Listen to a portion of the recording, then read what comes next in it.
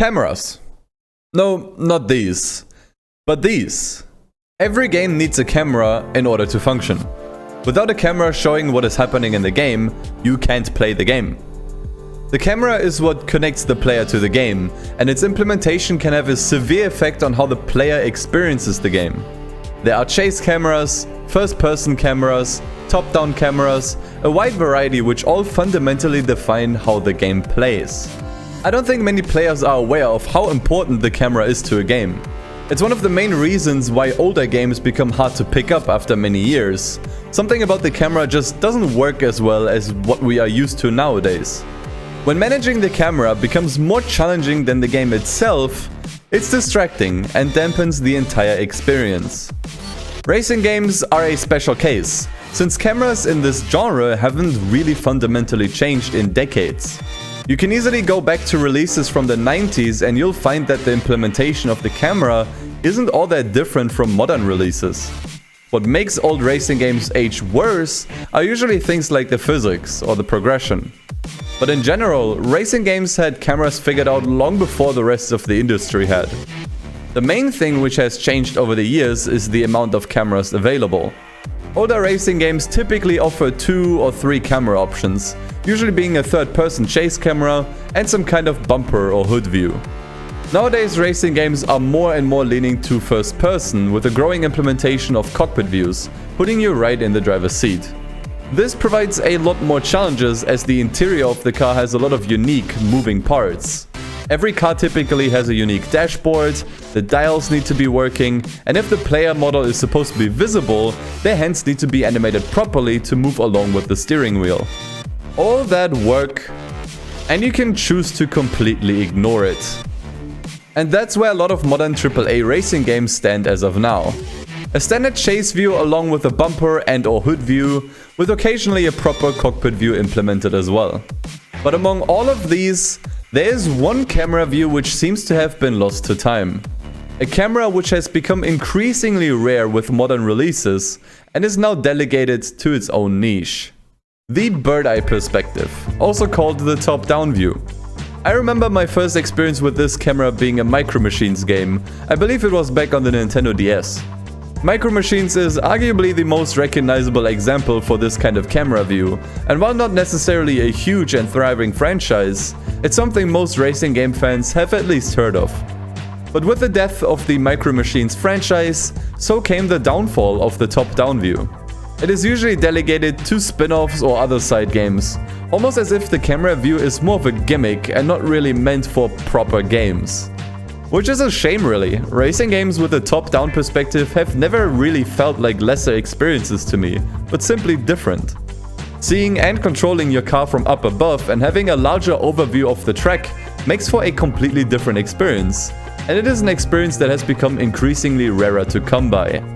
Thankfully, there's one developer who is carrying the torch and proving that top-down is here to stay. And their most recent game is the best example of that. Enter my favorite racing game from 2020, Art of Rally. That's right, my favorite racing game of that year was an indie game. After all, 2020 was a pretty weak year for racing games, all things considered. And on top of that, it's a game with a camera view which, despite my respect for it, I am not all familiar with. Art of Rally was developed by Fun Selector, who have previously made Absolute Drift, a game about drifting, as the name suggests, also seen through a top-down perspective. And while I certainly enjoyed Absolute Drift despite its short length, I don't adore it nearly as much as Art of Rally. So what made it stand out? What made it so special to me that I'd call it my favorite game from 2020? For one, it's the very thing you are seeing and hearing right now. The atmosphere and aesthetics of the game just draw me right back in the moment I boot up the game. The debate whether or not games can be considered art is a long one that has been going on ever since games existed really, but Art of Rally makes a great case for games being art by simply existing. The musical compositions, along with the very unique art direction and beautiful lighting, make for an experience quite unlike any other racing game. But there's more beyond the surface. Under the hood, Art of Rally offers a surprisingly deep amount of realism. You can feel a distinct difference between drivetrain types. Cars spin out pretty believably if you don't control the throttle, and a bad jump can lead to a devastating accident. Pair that with a fully functioning mechanical damage model and some pretty accurate car performances, and you may as well call this arcade-looking game a simcade in disguise. Its surprising amount of depth and high skill ceiling is what kept me hooked to Art of Rally for several hours after the career was over. So, back to cameras. As mentioned already, Art of Rally makes use of a top-down camera, and a pretty unique one at that. Typically, games using this perspective have the camera fixed in one direction, and it simply moves along with the car. In Art of Rally, the camera adjusts to the direction of the car, trying to keep the car vertically straight so that you will always be driving towards the top of the screen. It also pans upwards based on your speed so that you can see enough of the track in front of you when driving at neck-breaking speeds. All in all, it's a pretty unique way to experience a racing game, and the camera is a major reason for what makes this game as unique as it is. So, what if we change it?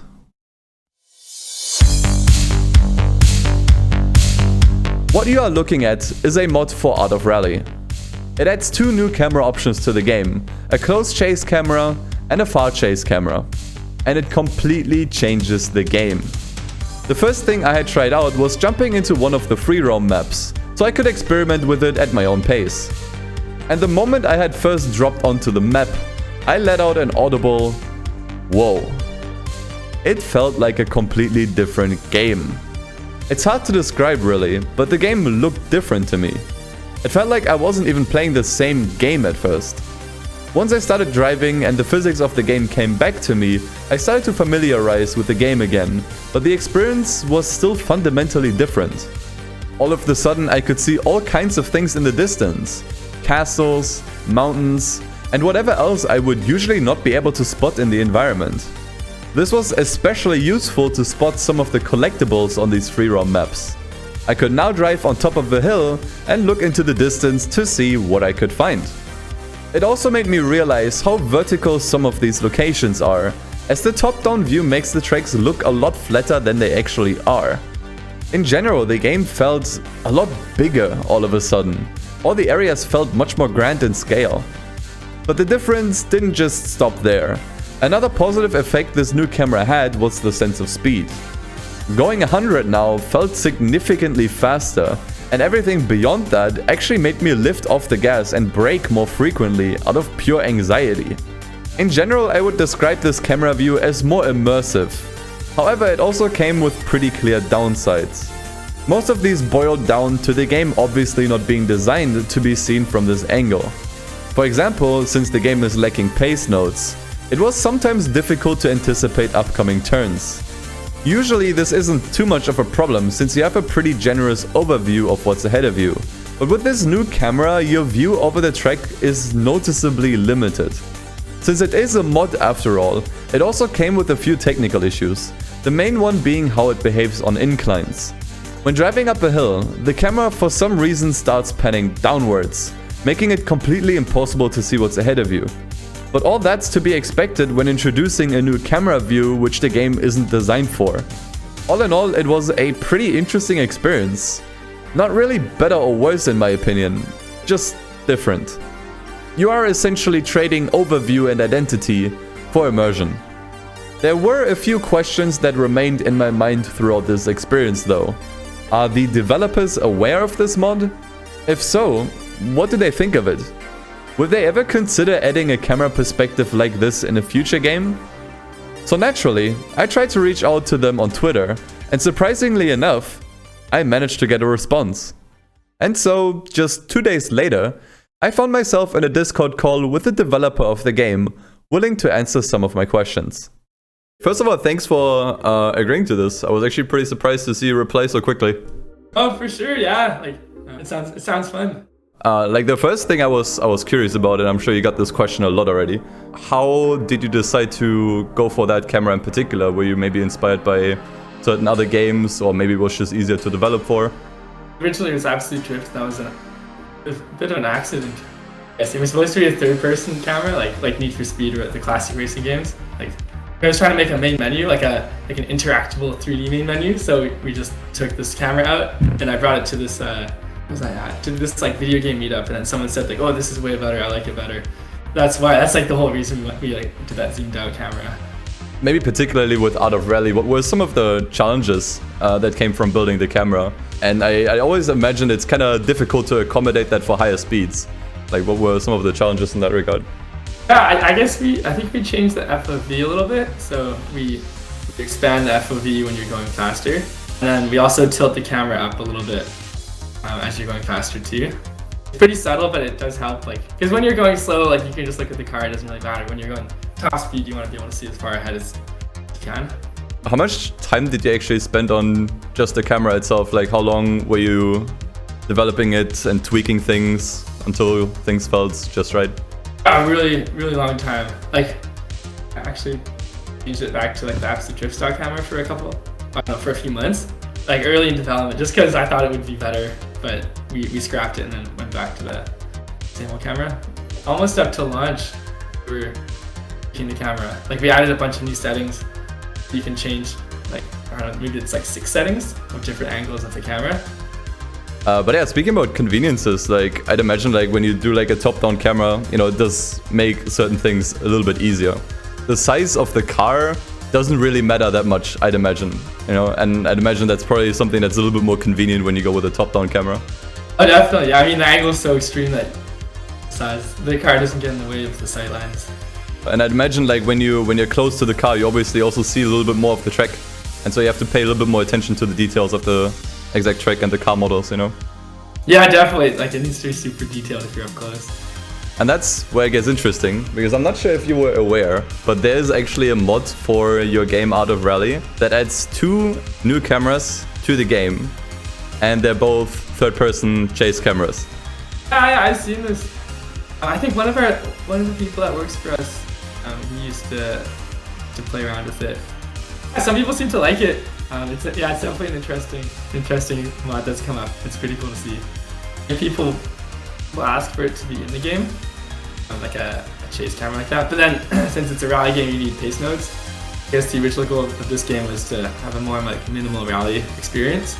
By having this camera, you get to do away with the pace notes, because pace notes can be they're a lot of scope for a game, and especially for localization. Like we have 12 languages in the game. But getting that for like all the voice acting for everything, and also tuning it so it's right. Like I've played rally games where the pace notes are a bit off, and it forces you to crash. So I guess just having like zooming it out, being able to see everything, that's like the core of the game.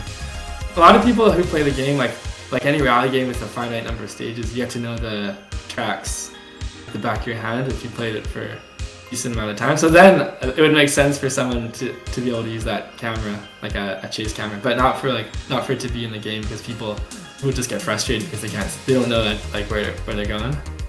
I actually tried out the chase cam myself, like that mod, and it was very interesting because it's quite a different experience. Obviously there's some issues with how it works, because obviously the game isn't really designed around it, but also made a few things a little bit more, I guess, easy.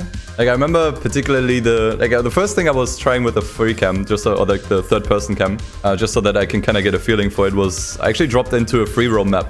And the first thing I did was basically look for a hill of sorts, and then just kind of drive on top and see what I could see. And then at the distance I could see, oh, there's a cassette there are some rally ladders there, all these things in the distance, and I could just drive towards them, which obviously usually with the top-down cam you kind of have to like drive around and find it yourself. Yeah, definitely, you can see a lot more here in that view for sure. It's such a different experience. It really transformed the entire game for me. Interesting. Yeah, I didn't play in development. Like I play with a chase camera just like that, and it was pretty fun. It's interesting how important cameras are in the game, you know, when we were talking about how much goes into tweaking them and how like changing them completely transforms the game. You know, I think it's crazy how much it affects the game, although people aren't really aware of it. You know, as I said earlier, a good camera just kind of like works and you just don't think about it too much, but in essence the camera is kind of what connects the gameplay to the player, if that makes sense. Yeah, I agree, definitely. There's another question I'm sure you got like a million times, and you may already be sick of hearing it, but maybe now you get the chance to kind of go on record and say yes or no. But would you consider working on a third-person cam in a future game or update? Not an update. thinking. I don't know. Probably not. Yeah, I mean, at this point, I think, you know, the top-down camera is kind of like part of the identity of the games that you create. Yeah, definitely. Like maybe a closer count. Like, I guess we don't really want to try to compete with like Dirt Rally or like some like the standard like big racing games. It's just different and weird games that we're making. But hey, that's why we love indie games. For the weird stuff. Yeah. Hey, got a new update coming out for Out of Rally soon as well. Yeah, it's a free content update with a location called Indonesia. We don't have an exact date that we've announced, but it'll be coming out later this year. So, still feeding some content into the game, which is fun. Now that I love. I mean, I don't think anyone would have bet an eye if you just sold each of these locations for like $5. But the fact that you just update them literally for free is honestly amazing. And yeah, I just want to say thank you for that. Oh, well, thanks for noticing too. It's appreciated. Thanks for coming on and taking the time out of your day to, you know, just talk about games. Cool, yeah, for sure. Thanks for having me on as well, Dustin. Have a great rest of your day. You too. Take care. Okay, see ya. Once again, a big thanks to Dune. I hope I'm pronouncing your name correctly, for helping me out with this video. Next time you're playing a game, consider paying a bit more attention to the camera. There's a good chance developers spend hours upon hours trying to get it feel just right so that you can simply focus on the gameplay itself. If you'd like to check out Out of Rally and the third person mod, you can find both of it linked in the description below. Also a special shout out to my lovely patrons as always for supporting this channel. My full talk with Dune from Fun Selector will be uploaded there if you are curious. I cut out quite a bit for the sake of the video. So if you are interested, all that is linked in the description as well. Thank you all for continuing to watch my videos.